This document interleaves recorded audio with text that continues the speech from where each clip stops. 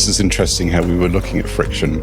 And, you and I have been on stage, we've done CISO Brisbane together, and it was a pretty electric kind of discussion because it was real, organic, founded in truths, trying to dispel myths, truths, and all about how we eliminate friction out of our implementations. And then obviously we chuckle to ourselves about how our own group policies stop us getting onto the ability to make this video in the first place, right? So what's happening here? I mean, we should know, this should be easy now with all the solutions available to us, but it just seems to, that sort of failure to apply, it almost is, that friction barrier is almost like, I don't know, there's a bit of a rock in the middle of our wonderful wave coming into the beach, right? Yeah, and I think about it more, it's not so much about your policies and your tooling, it's about trust, right?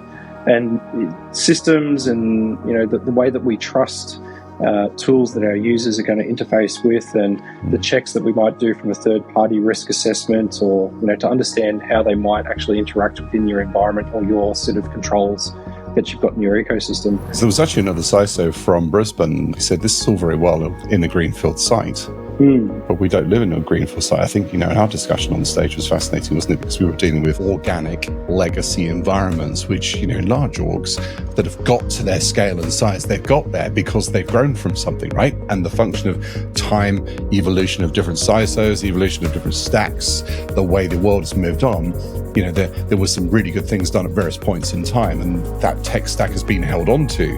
But now we find ourselves almost, in fact, do you remember John was saying, in his purely cloud environment, he's got no choice, and he'll be sunset by his own provider. So we've got this continuous battle going on at the moment, haven't we, about how do we make a real organization work that is not greenfield, yet keep up with all this stuff that we've got coming our way. Yeah, we have the exact same, not the exact same challenge as John, but to a certain degree we've got a lot of on-premises legacy systems that we've acquired over the years, and just dealing with that, keeping our business operating. You've got tablets and trucks and back-end systems that aren't compatible with cloud environments. So to really uplift and modernize those platforms and the capabilities to give the customers the service they want, right? They want real-time tracking. They want to be able to book a job on demand. They don't want you to come on a schedule. They want to choose when they want to do that. And for us, building that on a system that was designed for the 1990s, when there was no concept of that, it just doesn't work. So starting from scratch, almost a greenfield approach, and then that coexistence phase where the two sort of platforms have to overlap with each other is another interesting friction point, because you've got to have the same sort of policies that apply, but you've got a very much an on-prem stack of system versus a modern SaaS-based platform with openness and ease of access that we traditionally wouldn't have on-premise. And trying to marry those two policies together to make sure that it's secure and that it's trusted by our customer, so that their information that is being stored in that platform for us to complete the service, making sure that we've got the ability for that to be up to that standard and then provide the assurance across it. It's miles apart, and for us it's a challenge not just in one part of our operations but multiples, where you're trying to standardize. You've got multiple business units and you're trying to standardize across them, and you have this impossible challenge at times trying to weigh up that I need to stop this from happening because it's bad versus I need to let it go because I need to take a risk-based approach to it, right? Otherwise, you're just going to be stuck with the Department of No, and you're going to be shutting people down all the time, and no one's going to get anything done. If you're not innovating, does that immediately put you on the back foot because you're not at minimum keeping pace, James? Yeah, it does. You're not keeping pace. You're sort of just adopting what everyone else is already 4 or 5 years ahead of you on. It's interesting you said, because something came up today, actually, in another conversation. It's amazing how the day weaves and how much you learn in a single day, let alone a single week and such. But, people talk about problems and problem cases. Well, it's interesting, isn't it? Because it's a whole different world to bring the opposite of that, which I guess is the phrase solution case, to the problem case, right? And then you now start look at this and say, well, some of the most functional, let alone elegant, but the most functional solutions don't come out of tools per se. They might be the aggregate implementation of it, maybe, but it's the innovation and the creativity and the ability. And the trouble is now we're leaning onto that wonderful thing that you cannot shortcut with AI, which is experience. Is the problem not just that we're not innovating necessarily in Australia, but more the fact that we are not leading with our thinking, and we've become so used to, in a busy world, being pulled into, I don't have an answer to that, I'll get a tool to do it. And it takes away our thinking and our, raw engineering, which I know you love, working the problem, if that makes sense. Yeah. Working the problem is definitely something that I think is a bit of a lost art.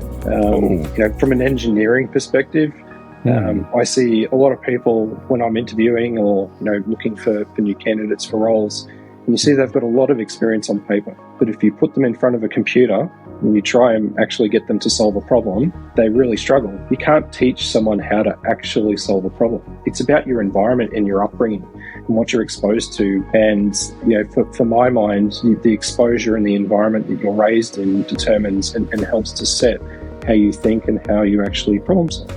I think translating that today, it's really helped me to be successful, but I'm really wondering about people who are coming on that journey and coming into security these days, trying to break their foot into the door and to get their first role in cybersecurity. It's not about how many certifications you have, and it's not about the tools that you know how to use. It's about how you apply your knowledge and your experience, not your cyber experience, your life experience, how you apply that to the problem. That for me has always been the secret key that you can never really find when you're hiring. And it's not until you get someone in a seat that you can actually start to see how they're going to sort of approach it. This is the problem that I have with AI. I don't have a problem with AI per se. I think it's wonderful. Use it all the time. Possibly in ways that a lot don't, because I don't work on that kind of, I want something to solve it for me. I will use it as a sort of a multiplier effect. I know you do as well, to work out problems or, go take care of this sort of mundane bit for me while I'm working and paying my attention to something that really needs that value.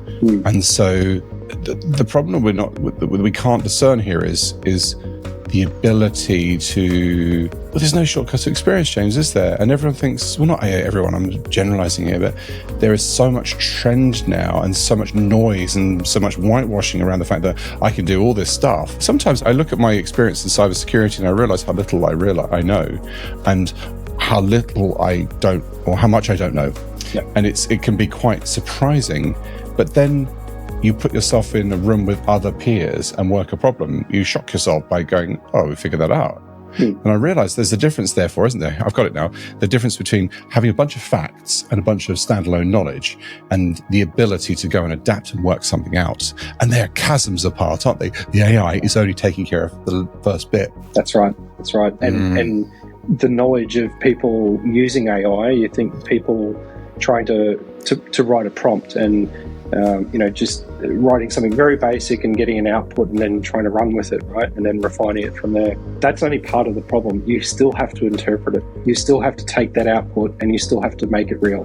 So if you are trying to get it to something that I was using today was to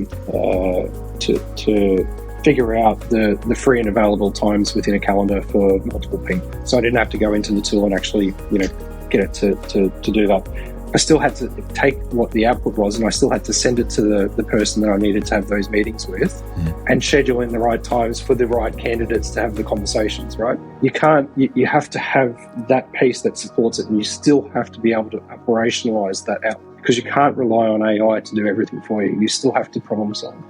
It doesn't have context, doesn't it? My diary might be free. It doesn't know why I want to actually set the why. It doesn't know why I want those free times. It just knows that these are the free times and this is what I've got to give you.